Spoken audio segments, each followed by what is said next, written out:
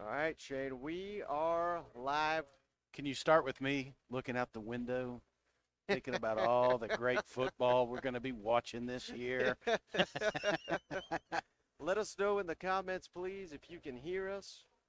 We can't hear ourselves at all. Live SEC Media Days, day Yep. 3.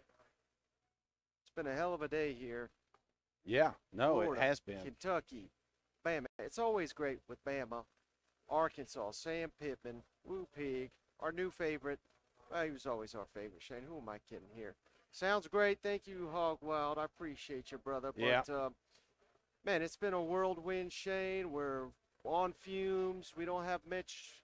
We don't have coach clips. We don't have graphics. We got nothing because we're on E here. What's the highlight so far of day 3, Shane? Well, you can always tell there's a little bit of buzz in the air when Nick Saban's arriving. But I'm going to be honest with you, and it's no secret. It's when we got to sit down with my man, your man, Sam Pittman. It was it's like meeting a celebrity, man. I can't explain it, you know. It's like if you like Elvis, it's like meeting the king. You know what I'm saying?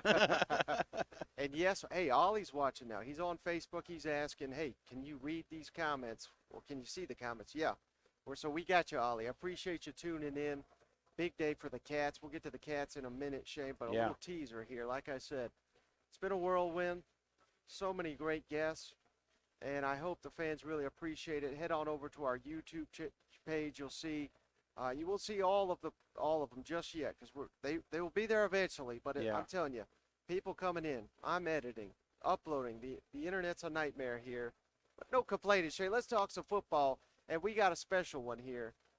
You teased it there. We're just going to play this one clip. This is just a teaser. If you want the full thing, go to our YouTube page. We'll put it on the show eventually. Just can't figure out all this technology. But here's Coach Sam Pittman, little teaser of our one-on-one exclusive interview with our favorite SEC coach. We asked the SEC if we could give you a course. They denied us. They said there's no chance in hell you'd come over here if we gave you a course. Otherwise, we would have been a little bit more prepared. I just think that, I mean, we're not going back to practice or anything. I'm not flying the plane. All right, Shane. Reaction to Sam Pittman. I mean, it's a whirlwind, and I don't know how much we want to get into, but I mean, we were literally doing another interview Yeah. while, I mean, we make KJ Jefferson and Sam Pittman wait for us. I feel bad about that. Oh yeah, yeah. I feel bad about an Auburn guy, but I was like, you got to go. You know? Well, it was really awesome, and you know, it's kind of hard to understand if you're not here. I mean, this place is an absolute. I mean, it's just crazy. There's about 50 tables. There's 1,000 people running around. You know, these coaches, you'll see them float around to these different booths. You don't know if you're next. You don't know if you're included, but you got to be prepared. And we about missed it, Mike. Not going to lie. Food about got me. I was up there grabbing a snack, and Sam was like, or the Arkansas guy's like, where the hell y'all at? Well, he didn't say that, but I was like, we got to go, man. Yep. And hey, how about our buddy Hog Wild here, Shane? He's watching. I was really hoping that y'all would chug a beer with Sam Pittman. We tried. We thought about it. We definitely, yeah. There'll be a day. I really think, and it was really cool because Coach knew who we were. You know what I'm saying? He's a big fan of the show, and we talked a little bit off air, and I think that's, you know, you don't think about that, man. We started 5 years ago. You know, it's just the two of us hanging out, and now we're breaking bread with Coach Sam Pittman. It's just surreal, and it was just a fantastic experience. But there was a lot of great coaches through here today, a lot of great players and athletes, and you could tell, man. I'm not saying that there wasn't any buzz on the last couple of days, but something about today, man, it just felt like, all right, man, we're here. Competition's here. And you could feel it with the coaches when they're at the podium. You could feel it with the players when they're at these little desks. You could hear them. I mean, it's just they're ready. Everybody, Saban even said it, you know, it's right out of the gate. He goes, he loves it because it is the kickoff for the college football, and real football is going to be played in less than 40 days. Well, let's start with Arkansas, Shane. I mean, how could you not, after that clip, Yeah. after that appearance, KJ Jefferson, Sam Pittman came on the show. But them Razorbacks, Shane, Sam Pittman, quiet confidence there in Fayetteville. And I think this is the position they want to be, not fans saying, hey, 10, 11, can we win? Remember last year was, can we go 11-1? Will 11-1 Arkansas make the college football playoff? I mean, hell, that could be, who knows? Crazier things have happened. Hell, TCU just went to the national championship. So I'm not taking that off the table. Yeah. But I'd rather going into a season, if I'm Sam Pittman and the Razorbacks, laying in the weeds. No one's talking about KJ. We're one of the few talking KJ Jefferson, the best quarterback in the SEC. We told him that to his face. I mean, I think this is the position you want to be if you're the Razorbacks, kind of under the radar. Absolutely, and I'm definitely not comparing the two, so calm down. But I've got to mention 98 once. You know, same concept. We thought last year was the shot. 97 was the opportunity for Tennessee Vols to make a BCS championship game, and Peyton Manning goes on. We missed that opportunity. The pressure's off a little bit, and then next thing you know, a fantastic season arises. And so, again, I'm not sitting here saying that Arkansas is going to win a college football playoff, but I am saying that sometimes when the pressure's off and people aren't looking at you and don't have a bullseye on you, because they did last year. Every time they walked into a stadium, everybody knew who Arkansas was, and they knew that this is a team they needed to beat. I don't think most teams are going to be saying that this year, and I think that's exactly where this Razorback community wants it. And the schedule sets up nice, Shane, with a bunch of non-conference games early, a bunch of winnable games late. I mean, it's a murderer's row in the middle, but if you can manage that, if you can beat A&M like we talked with John Neighbors, that's the key critical game. When they beat A&M, they have a great season. A&M's in the tank. We were hyping them up yesterday, but now we're saying they're in the tank because we're talking Razorbacks. But, I mean, there's a real opportunity to gain some momentum in Jerry world, don't you think? Yeah, and I felt it. I felt it with Coach. I felt it with KJ. There's a little bit, I don't want to say of bravado or anything like that, but it felt like there was a little swagger in their walks today. And I like that, man, because that's when you know you got something. You know, you're holding a pair of aces or something. And a pair of aces, hell, you're talking about the best quarterback, arguably the best running back in the country. They're both in your huddle, you know? Yeah, and, I mean, we shouldn't be surprised, but KJ was very high on Rocket Sanders. Yeah. I even asked him, who's the better Heisman candidate, himself or Rocket? He said, without hesitation, said Rocket. He said Rocket will score more rushing touchdowns than him. That should give fans optimism for this high-flying offense. And I love the fact that there's people like us telling KJ he's number one. And some players that would get to him, others say, my teammate's even better than I am. That's what you want in a leader. Yeah. That's what you want in the face of a program, don't you think? Absolutely, man. I think you hit the nail on the head there, or I should say KJ did, because we asked him a few zingers, you know, trying to get him to find out which team he wants to kick the ass the most, you know, and all that. We didn't get those answers, but he said the right stuff at the right time. And again, you know, here's a kid that had an opportunity to go to the NFL and he didn't, you know. We've just had Alabama in here. Some of these guys running around. We're like, hey, there's some players that could have went to the NFL but didn't. And then we want to talk about the chemistry of that team. I'm telling you, brother, Arkansas's got some dudes. Yeah. And I think that's part of the reason that they're quietly, you know. I don't know what to say. I can't put a word on it. I'm not a wordsmith, but there's something about it. There was a little bit of I loved it. And I want to say, I know this is totally unrelated, but bad. I feel bad for the Mizzou fans who Arkansas people especially just, hey, that's an automatic. Oh my God. We gotta flip that thing because Mizzou has been relentless on Twitter today with these Arkansas media people that we've had on, haven't they? Oh my gosh, every one of them. Arkansas, South Carolina, Mizzou's fighting, man, and that's what I like because that makes for a rowdy bunch. That makes for a rowdy group and a rowdy home field advantage. So Mizzou wasn't here today. But, buddy, they were in our mentions all day long. Yeah, and I don't want to mention any names, Shane, but we even got Mizzou media people coming over here and saying, I like what you boys are doing, firing up them Tigers. You know, I was like, oh, man, like it's in the media already. Absolutely. So you know it's in that locker room. You know Coach Drink, they're seeing this. You're an automatic win for everybody. And what's crazy is, Mike, that there's a lot of games circled on the calendar this year.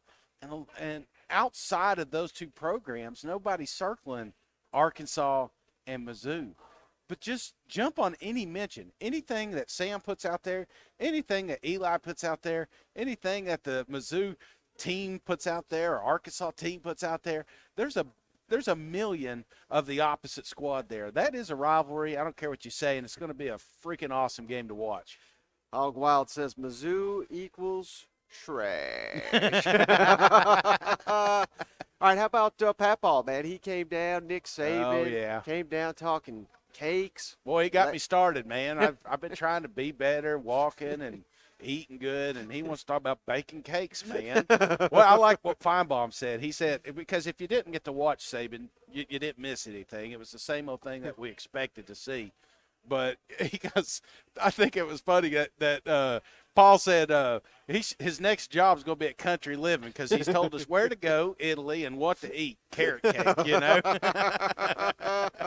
Yeah, he even got a question from a guy from Europe. Yeah. And Shane said, I bet Saban thought he was back in Italy there. Well, I thought that was the best part, you know, because, I mean, and again, 50 years together, Miss Terry, I mean, putting up with Nick Saban, I congratulations on that. That's not an easy feat. That doesn't happen often. Right. And I thought that was awesome. But my favorite part was him deferring this trip for 2 years. You know, for 2 years he's tried not to go, and it was just kind of funny listening to him because, you know, they drug his ass over there. He didn't want to go back. He had film study, you know. Now, Shane, I'm wrong all the time. Yeah. And the old takes guys got me on speed dial down there, and I may be dead wrong about Alabama. Yeah. Because you know they're using all this. I mean, oh, yeah. They probably have no idea who I am, but LSU's probably going to be the pick, or at least split pick. And, hell, it doesn't even really matter who the pick is to win the West, because the pick to win the SEC is going to be Georgia. Yeah. So what better fuel for Nick Saban and company to tell all his 5 stars, quarterbacks you can't play, no one's thinking anything from you, our defense is garbage, O-line can't block, on and on and on. This is just that rat poison. I mean, he flips it anyway, but he's going to be using this as bulletin board material all off season, and that does have me a little bit nervous. Brother, if you couldn't tell it, listen to what these players said. Forget what Nick said. Nick's a professional. I think he broke the record for the most times at a SEC media day. I mean, he's been here forever. So this isn't his first rodeo. In fact, he didn't make any rounds. He didn't even come out here on Radio Road.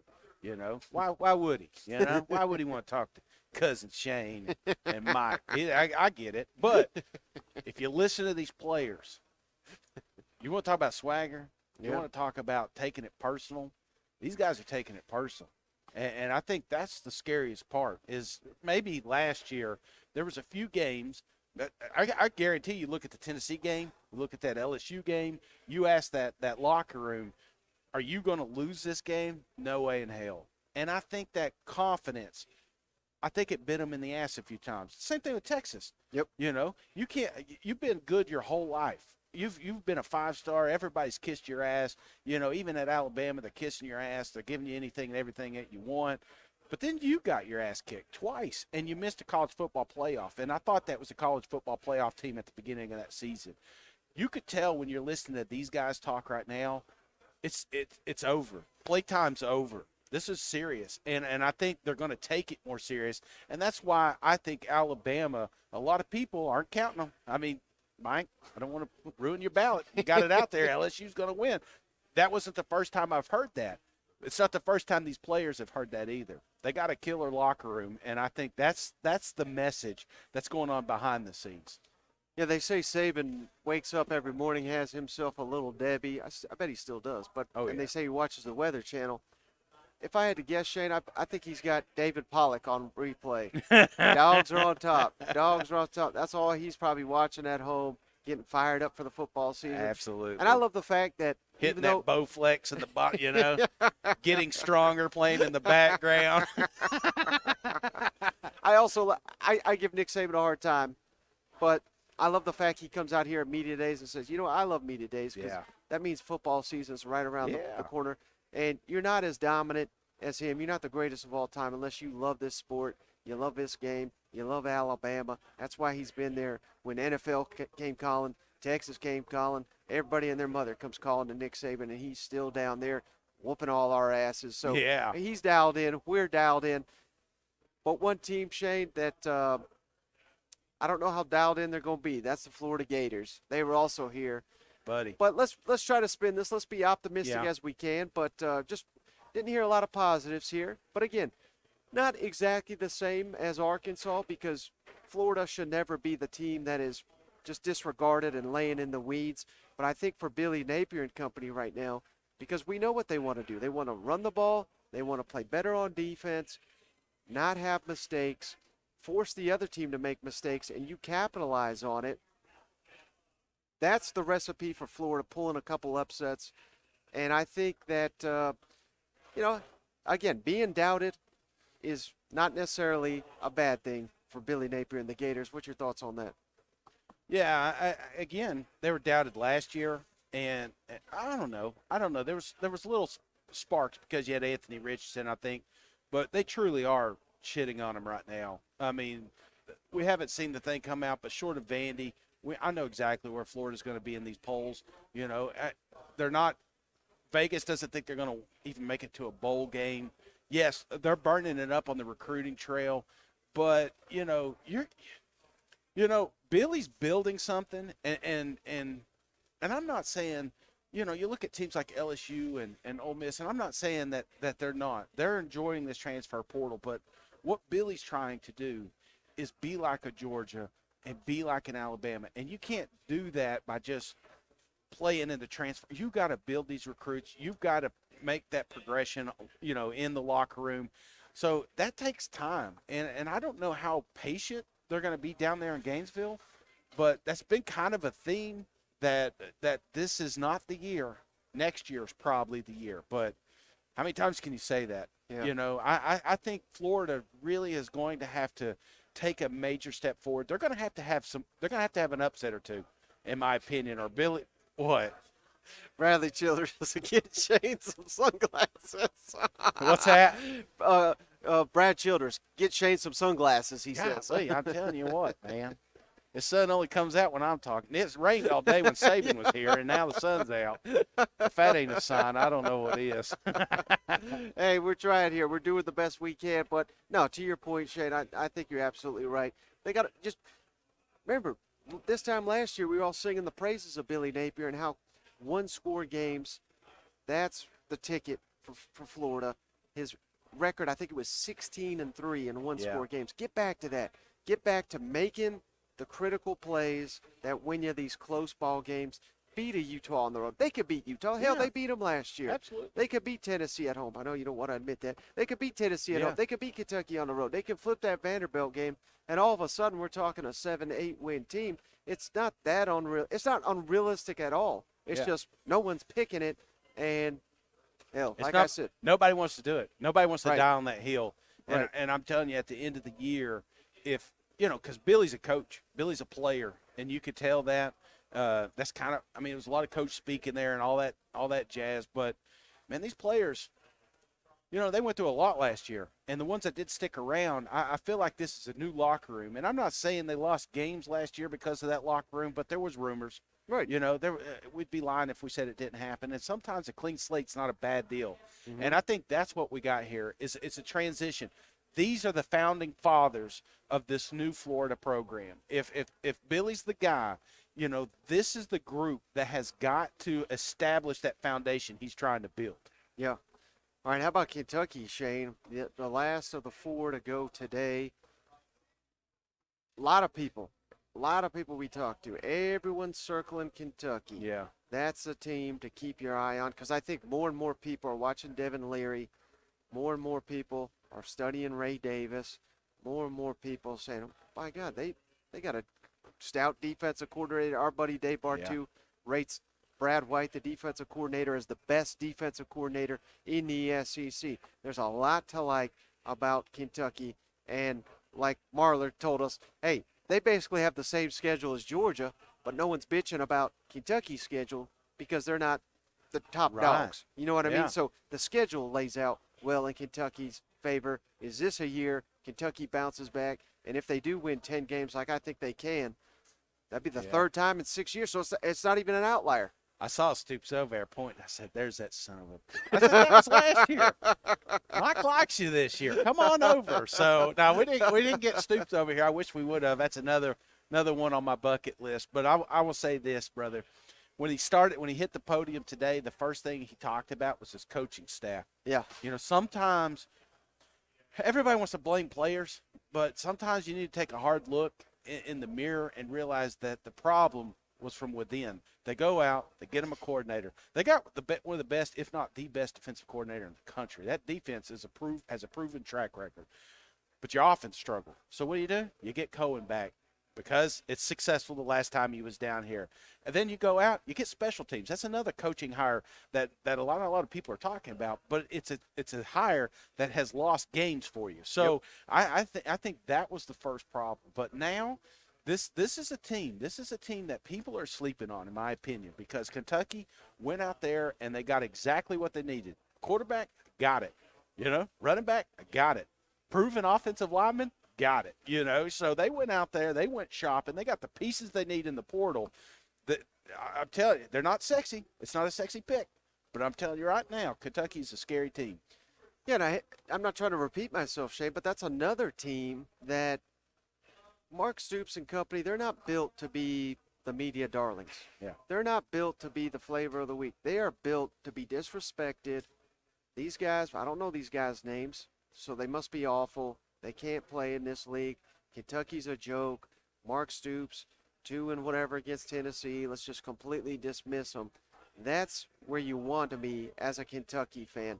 Remember, LSU came in there and got their ass whooped. Yeah. Florida's gotten up there and got their ass whooped. I mean, they're beating the Titans of college football. They play Georgia as well as anybody in the SEC East. And they got, I'm telling you right now, Cousin Shane, I'm not trying to piss off our Alabama fans. We're just trying to win them back. But that game, November, when Alabama comes to Lexington, I think that's the biggest trap game of the season in the entire SEC. I'm not ready to outright predict Kentucky wins. I may get there in about a week or two, but I think Kentucky's got a real shot of knocking off Alabama at home because I think that's an underrated. We just had Cole Kublik on. He said the one home field in the SEC not enough people talk about. It's in Lexington, Kentucky. Thoughts on all that? Oh, let me just soak up some of that Kentucky love. Oh, my gosh, can you feel it? I tell you what, son, I better go change my ballot now, you know. And one thing, I think the best part of what Mark said, we lacked physicality last year, and I think they get back to it this year. Kentucky is not a finesse team. Right. They've kind of turned into that, and that's not what Mark built. Mark built a physical team, and it starts up front with that offensive line, and then everything else will prevail. So I don't know, man. I don't know. Coming in today, that's the one team that I've changed my mind on after talking to them. Mm-hmm. Any other looming thoughts, big picture, guess on, event? Give the people something from SEC Media Days. I mean, one of our interviews was hilarious. Shane had to use the restroom, so stopped recording. I got to go to the restroom. I mean, that was hilarious. We I don't know, anything come to mind? Yeah, it was because I was afraid to leave the table, man. You leave the table, you lose an opportunity. And you know, this is a vacation. We want to get all this content out, and we know you can't consume it all right now. Yeah. That's why we're kind of summarizing it here. But you get onto the YouTube channel, check out these individuals. You out mowing or something like that. We're going to put them on audio clips. They're going to be in later shows and stuff. You're going to find a way to get to it. But we talked to a lot of great insiders today. That are a lot smarter than we are. Golly, a million times smarter than we are. And I think that's why, you know, it's changed my opinion of some of these teams. You know, it's one thing.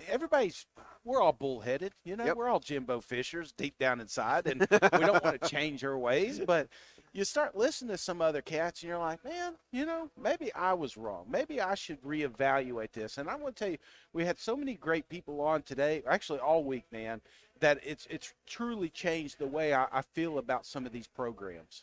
And one thing I truly love about it, Shane, I mean, I truly appreciate talking to these guests all year round. Yeah. Get 30 minutes with someone, you get a different perspective. It's great.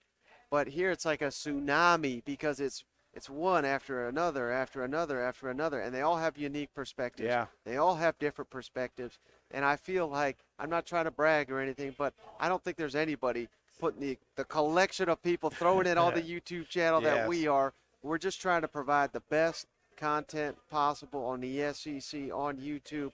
No disrespect to all the great people do it, because they're all doing it their own way. But man, there's some fun stuff on the YouTube, and we'll get to it when we can. I promise we'll get to it. It's gonna be dead the next couple of weeks, but man, we are having a blast. You know what? Absolutely, having a blast. We got 3 fantastic teams coming in tomorrow: Tennessee, Ole Miss. Yep. Who's that other one? Tennessee. And hey, be on the lookout. Feinbaum. I think I'm like 4:15, 5:15 Eastern, 4:15 Central Time. I'll be on Paul Feinbaum. I got some good stuff for Paul. He's been dying for some entertaining guests, he told me. So I'm gonna bring the heat here. SEC Media Days wraps up tomorrow. Appreciate you, Cousin Shane. Appreciate everybody tuning in. We'll catch you on the next one. Can we drink beer in here? Just kidding.